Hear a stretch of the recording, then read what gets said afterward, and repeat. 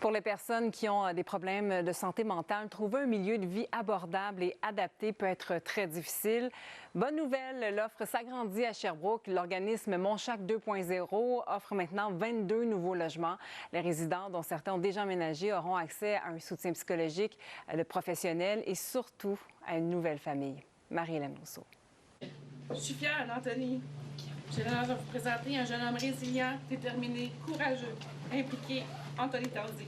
Moment émouvant pour la fondatrice de Monchac 2.0, Josée Parent. L'inauguration de nouveaux appartements est l'occasion de constater le progrès parcouru par certains résidents. Anthony, qui vit avec un trouble schizo-affectif, est l'un des premiers à avoir emménagé ici. Avoir une place ici, ça représente beaucoup pour moi. Ça représente le fait de pouvoir maintenir une stabilité, une autonomie, puis avoir un soutien qui est, si jamais j'ai une phase que je vais moins bien. Auparavant, il occupait l'un des 18 appartements Monchac situés dans un bâtiment voisin.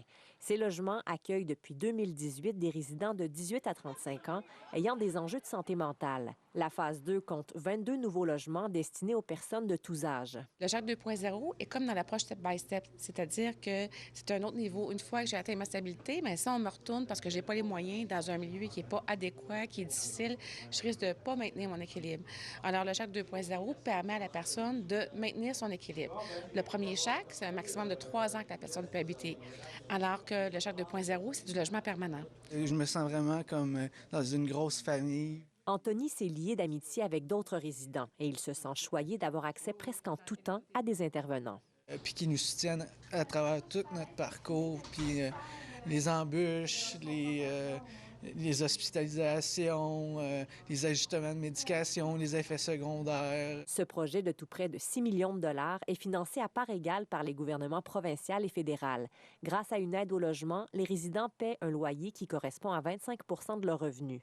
Donc, c'est un logement qui est à la fois abordable, avec des services bilingues, c'est important de le mentionner.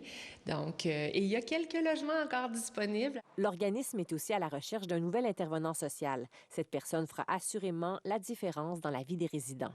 Parfois, c'est dur de se relever, mais si tu as une main qui est là et qui dit « lâche pas, tu es capable ça aide. Là. Ici Marie-Hélène Rousseau, Radio-Canada, Sherbrooke.